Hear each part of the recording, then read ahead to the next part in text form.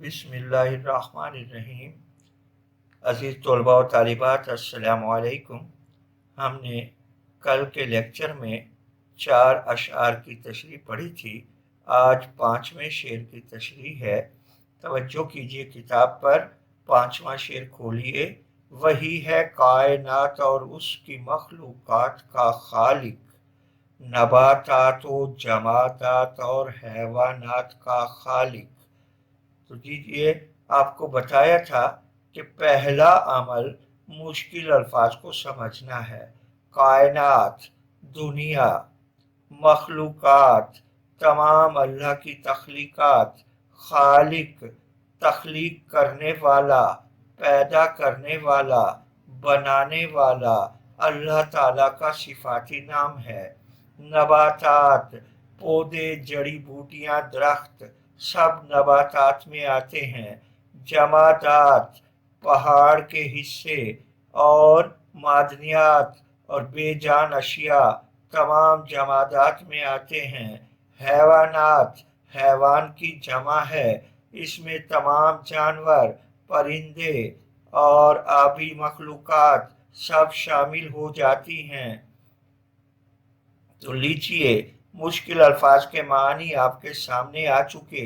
आप इसका मफहूम देखिए कि अल्लाह ताला ही वो ज़ात है जिसने इस दुनिया को और इसमें मौजूद तमाम मखलूक़ात यानी पौधे, दरख्त वगैरह, पत्थर, बेजान अशिया और तमाम तरह के जानवरों को पैदा किया।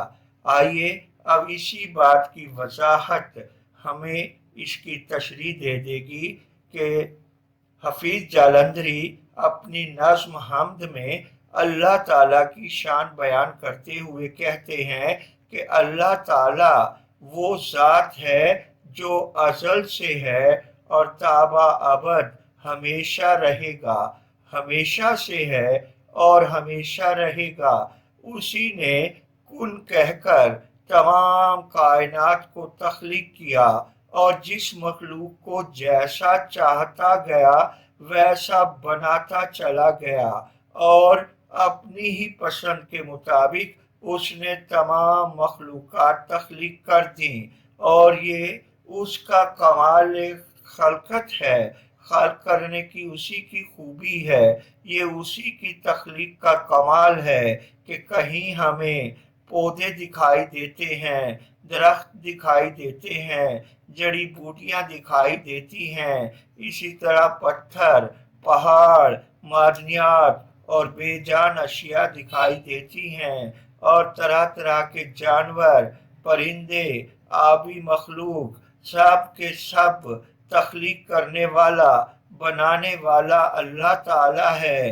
ये उसका ज़ौक़ तख्लीक है कि उसने चाहा कि मैं ज़ाहिर हो जाऊं तो उसने अपने आप को ज़ाहिर करने के लिए मखलूक़ात तख्लीक की और सबसे पहले हज़रत मोहम्मद सल्लल्लाहु अलैहि वसल्लम का नूर तख्लीक किया और उनमें तमाम जानवरों के साथ जब आदमी को बनाया, इंसान को बनाया तो उसे बोलने की ताकत और सलाहियत अता की और उसे अपना खलीफा करार दिया और इस तरह इंसान तमाम नबातात, जमादात और हैवानात पर हाकिम करार पाया।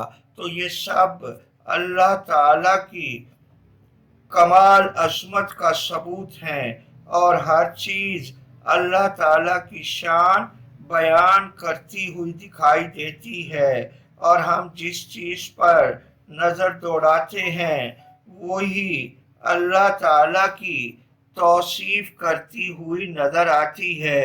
सच कहा है किसी शायर ने कि वो गनी है और मोहताज ज़माना उसका, कभी खाली नहीं होता है खजाना उसका। उम्मीद है आप इसे अच्छी तरह समझ लेंगे। असल में तशरीह रटने का नाम नहीं है, बातों को समझकर उन्हें वजाहत से बयान करने का नाम है।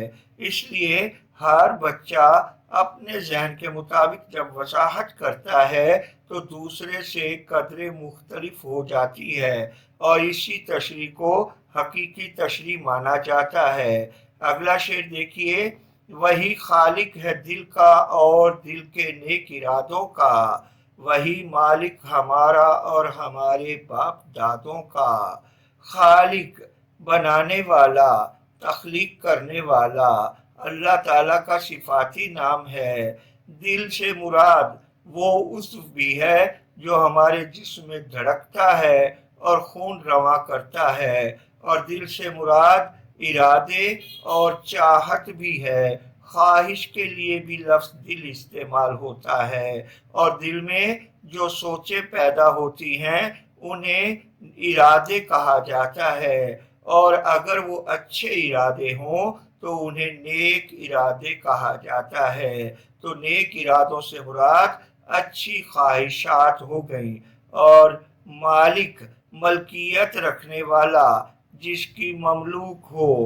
باپ والد کو کہتے ہیں، دادا باپ کے والد کو کہا جاتا ہے، اور دادوں سے مراد یہ نہیں کہ دادا کی جمع ہو گئی، بلکہ اس سے مراد باپ کا دادا، اس کا باپ، اس کا باپ، اس کا والد۔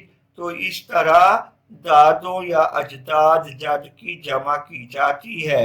جد دادے کو کہتے ہیں، جد دادا ہے اور اجداد دادا کی جمع ہو گئی۔ آئیے مفہوم دیکھتے ہیں کہ اللہ وہ ذات ہے جس نے ہمارا دل بنایا اور دل میں اچھی تمنائیں پیدا کر دیں، اور وہی اللہ وہ ذات ہے جس نے ہمیں تخلیق کیا اور ہمارے والدین جد و امجد کو بھی تخلیق کیا، اور لہٰذا وہی ہمارا مالک ہے۔ تو آئیے اس کی تشریح کی جانب۔ اس شعر میں حفیظ جالندھری اپنی نظم حمد میں بیان کرتے ہیں کہ اللہ تعالیٰ کی ذات ہی وہ ذات ہے جس نے تمام مخلوقات کو تخلیق کیا، اس کائنات کو تخلیق کیا، زمین و آسمان کو تخلیق کیا۔ وہ سب کا خالق ہے۔ ہمارا دل بھی اسی نے بنایا ہے، اور ہمارے دل میں جو نیک تمنائیں پیدا ہوتی ہیں وہ بھی اس کی تخلیق ہیں۔ قرآن مجید میں اللہ تعالیٰ خود فرماتے ہیں کہ اللہ بندے اور اس کے دل کے درمیان حائل ہو جاتا ہے۔ گویا اللہ تعالیٰ ہمہ وقت، ہر وقت ہمارے دل میں اٹھنے والی خواہشوں، تمناؤں اور خیالات پر نظر رکھتا ہے۔ وہ جانتا ہے کہ ہم اس وقت کیا سوچ رہے ہیں، وہ دیکھ رہا ہے کہ ہم کیا کر رہے ہیں، اور وہ تو یہ بھی جانتا ہے کہ ہم اگلے لمحے کون سی تمنا کرنے والے ہیں، ہمارے دل میں کون سی آرزو رہ پانے والی ہے، کیونکہ وہ ایسی ہستی ہے جس نے تمام کائنات کو تخلیق کیا، تمام مخلوقات بنائیں، اور ہمارے جد امجد حضرت آدم علیہ السلام کو تخلیق کیا۔ وہ ان کا بھی مالک ہے، وہ ہمارا بھی مالک ہے، وہ ہمیں بنانے والا ہے، ہمیں رزق دینے والا ہے، ہمارا خیال رکھتا ہے، ہمیں 70 ماؤں سے زیادہ پیار کرتا ہے، مگر ہم ہیں کہ اس سے دور بھاگتے ہیں۔ اگر ہم اللہ کے نزدیک ہو جائیں، اللہ کو چاہنے لگیں، اس کی خاطر ہم اپنے دیگر اشیاء قربان کرنے لگیں اور اسی سے اسی کو مانگنا شروع کر دیں، تو یقیناً ہم دیکھنے لگیں گے اور ہمیں نظر آنے لگے گا کہ اللہ کی ذات ہی ہم سب کی مالک ہے، ہم سب کی خالق ہے، ہم سب کی رازق ہے۔ وہی اللہ ہے جس نے سب کو تخلیق کیا اور سب کا مالک ہے، اور دلوں کے بھید تک جانتا ہے۔ امیر مینائی نے کیا خوب کہا ہے، محرم راز تو بہت ہیں امیر، جس کو کہتے ہیں رازداں تو ہے۔ یہ بیٹا اگلے شعر کی جانب چلتے ہیں۔ یہ اس نظم کا آخری شعر ہے۔ بشر کو فطرت اسلام پر پیدا کیا جس نے، محمد مصطفیٰ کے نام پر شیدا کیا جس نے۔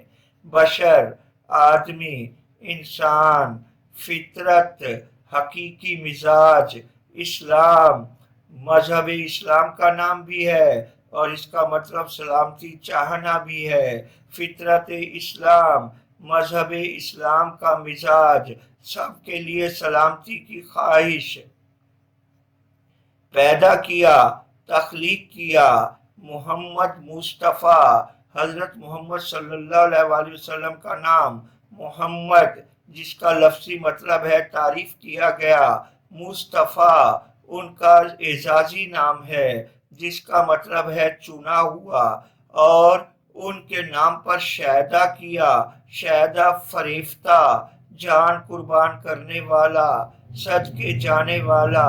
تو لیجئے اس کا مفہوم نکالتے ہیں کہ اللہ کی وہ ذات ہے جس نے انسان کو اسلام کی فطرت پر پیدا کیا اور حضرت محمد صلی اللہ علیہ وآلہ وسلم کے نام پر قربان ہونے والا بنایا۔ تو آئیے اس کی تشریح کی جانب۔ حفیظ جلندھری نظم حمد کے اس شعر میں کہتے ہیں کہ اللہ تعالیٰ نے ہر بچے کو فطرت سلیمہ پر پیدا کیا ہے، عین اسلام کے مزاج کے مطابق پیدا کیا ہے۔ جو تعلیمات اسلام دیتا ہے ہر بچے میں وہی مزاج رکھا گیا ہے، اس میں وہی چیزیں پائی جاتی ہیں جو تعلیم و تبلیغ اسلام کی ہے، لیکن بعد میں اسے ماں باپ یا اس کا ماحول جو بنا دے، عیسائی بنا دے، یہودی بنا دے، ہندو بنا دے، غیر مسلم بنا دے، اسلام سے نفرت کرنے والا بنا دے، کیونکہ ہم جانتے ہیں کہ ماحول کا انسان پر براہ راست اثر ہوتا ہے۔ ایک مشہور ضرب المثل بھی ہے کہ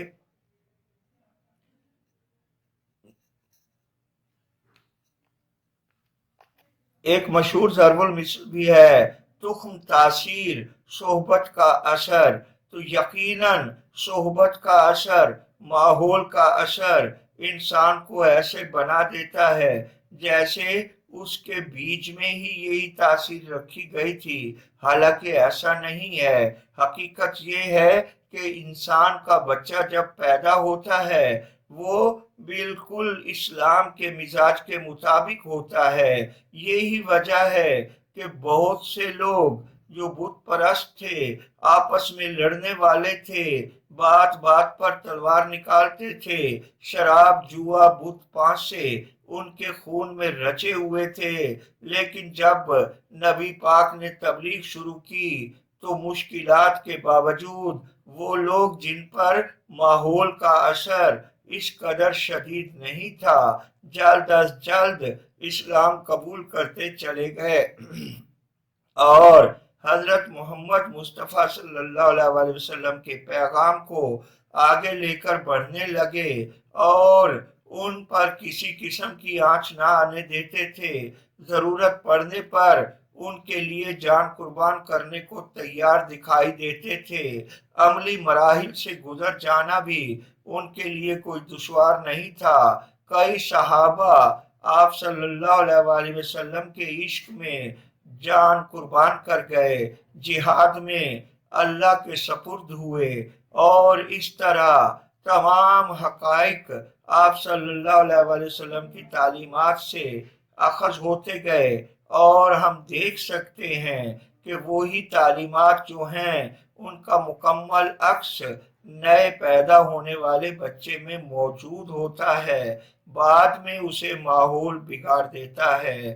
تو لہٰذا اللہ تعالیٰ نے یہ انسان پر احسان کیا کہ اپنا پسندیدہ جو اسے نظام زندگی عطا کیا ہے اس کے تمام تر جزیات و کلیات انسان کے اندر رکھ دیے ہیں، اسے شروع سے ہی اچھے اور برے کی تمیز عطا کر دی ہے، اور یہ تو باقی ڈٹائی ہوتی ہے کہ جو برے پر ڈٹ جاتے ہیں डर जाते हैं, मगर जिनमें ज़मीर की थोड़ी सी कैफियत भी बाकी हो वो इस्लाम के नक्शे कदम पर आ जाते हैं और अल्लाह के बताए हुए आखिरी दीन पर अमल पैरा हो जाते हैं। और हजरत मोहम्मद सल्लल्लाहु अलैहि वसल्लम जो अल्लाह के आखिरी नबी हैं उनकी तालीमात पर अमल पैरा हो जाते हैं।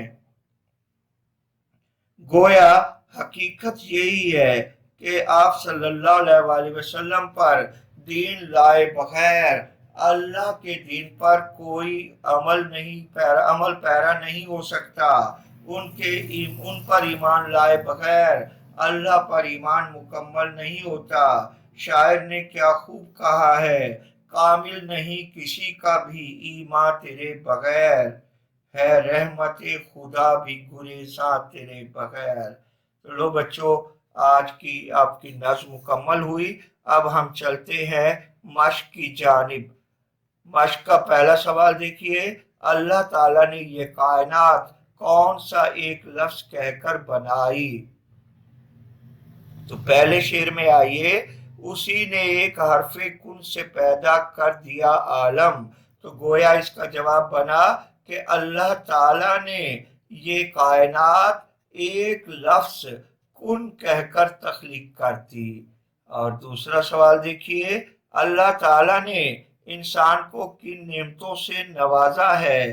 चंद एक बयान कीजिए। अल्लाह ताला ने इंसान को बहुत सी नेमतों से नवाजा है। मसलन अक्ल अता की, इल्म अता किया, हवा अता की, पानी अता किया, पहाड़, दरिया, फल, फूल, अनाज और ग़िज़ाएं, इस तरह के ज़मीन पर दस्तरखाने नेमत लगा दिए और ये तमाम नेमतें हमें अल्लाह ताला ने अता की हैं। आइए जी तीसरे सवाल की जानिब, उजाले, अंधेरे और खुश्को तर किसके मज़ाहिर हैं? तो ये हम पढ़ चुके हैं कि उजाले, अंधेरे और खुश्को तर अल्लाह ताला की ज़ात के मज़हर हैं, उसी के मज़ाहिर हैं। हम्द में खालिक की किन किन मखलूक़ात का जिक्र किया गया है? तो आप जानते हैं कि यहाँ मखलूक़ात के नाम नहीं किस्में गिनी गई हैं, तो वो भी आप जानते हैं। क्या था मिसरा? नबातातो, जमादात और हैवानात का खालिक। तो जवाब क्या बनेगा? हम्द में अल्लाह ताला की जिन मखलूक़ात का जिक्र किया गया है उनमें नबातात, जमादात और हैवानात शामिल हैं। सवाल नंबर 5 में आइए, इंसान को किस फितरत पर पैदा किया गया है? तो बशर को फितरत इस्लाम पर पैदा किया जिसने। तो आइए इसका जवाब देखिए कि अल्लाह ताला ने इंसान को फितरत इस्लाम पर पैदा किया है। तो सवाल नंबर 2 इस मश्क का आप देख रहे हैं कि दर्ज झैल अल्फाज से मिसरे मुकम्मल करें। अल्फाज हमें दिए गए हैं, मखलूक़ात, आसमानी, मज़ाहिर और बशर। देखिए अलिफ को निज़ाम आसमानी है उसी की हुक्मरानी से, तो मिसरे में यहाँ आसमानी था तो यहाँ आसमानी आएगा। बे को देखिए, ज़मीन पर जलवा आ रहा है, मज़ाहिर उसकी कुदरत के, तो यहाँ मज़ाहिर आएगा। वही है कायनात और उसकी मखलूक़ात का खालिक, तो यहाँ पर मखलूक़ात आएगा। बशर को फितरत इस्लाम पर पैदा किया जिसने, यहाँ बशर आएगा। तो आइए सवाल नंबर 3 की जानिब। नज़्म हम्द के मतन की रोशनी में दुरुस्त जवाब पर निशान लगाएं। अब हमें हम्द के मतन को जहन में रखना है। नज़्म हम्द किस शायर की तख्लीक है? तो हम पढ़ चुके हैं, हफीज जालंधरी। तो हफीज जालंधरी इसका जवाब है। कायनात का वजूद अल्लाह ताला के हरफे कुन का नतीजा है, क्योंकि उसने कुन कहकर कायनात को तख्लीक किया। हरफे कुन का नतीजा है जीम देखिए, निज़ाम आसमानी और बहार जावदानी में कौन सी बात मुश्तरक है? काफिया एक है, रदीफ एक है, मानी एक है, निज़ाम एक है। तो यकीनन निज़ाम एक है, इसका जवाब होगा निज़ाम एक है। आगे चलते हैं कि दाल, ये आलम अल्लाह ताला ने किस चीज से भर दिया है? रंगोबू से, मखलूकात से, जमादात व नबातात से, या कशाकश की सदाए हाव हू से? तो कशाकश की सदाए हाव हू से अल्लाह ताला ने ये आलम भर दिया। ज़ात बारी ताला की शान कहाँ नजर आती है? सर्द गर्म में, खुश्को तर में, उजाले और तारीकी में? तो ये सर्दो गर्म, खुश्को तर, उजाला और तारीकी नजर आती है इन सब में उसी एक ज़ात बारी की। तो जवाब क्या आएगा? इन सब में अल्लाह ताला ने इंसान को फितरत इस्लाम पर पैदा करके कौन सा और एहसान किया है?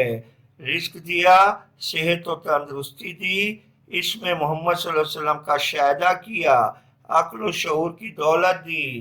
तो मोहम्मद मुस्तफ़ा के नाम पर शायदा किया जिसने, तो उसके मुताबिक ये जवाब ठीक है कि इसमें मोहम्मद सल्लल्लाहु अलैहि वसल्लम का शायदा किया। हाँ, तो इस सवाल को देखिए कि हमसे अल्फाज के मुतज़ाद मांगे गए हैं। शम्स, इसका मुतज़ाद कमर है। सर्द, इसका मुतज़ाद गर्म है। तर, इसका मुतज़ाद खुश्क है। तारीकी, इसका मुतज़ाद उजाला है, रोशनी भी लिख सकते हैं। खालिक, इसका मुतज़ाद मखलूक है। साबित, इसका मुतज़ाद शिकस्ता है, शिकस्ता। आइए अल्फाज के मानी ये हम आपको लिखा चुके हैं, तशरीहात से पहले अल्फाज मानी हो चुके।